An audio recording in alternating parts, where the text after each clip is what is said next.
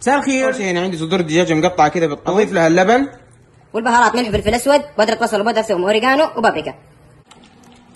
وبس كده. هذا هو الدجاج بعد حاليا بجهز التغطيه، دقيق ونشا ونفس البهارات نقلبهم مع بعض، واخذ من الدجاج وعلى التغطيه وبس كده ونقليها بالزيت.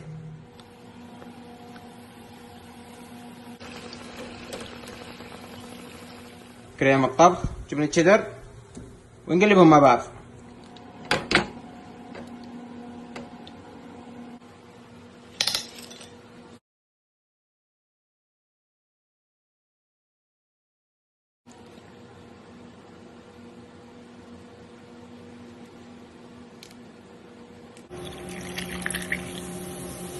وبس كذا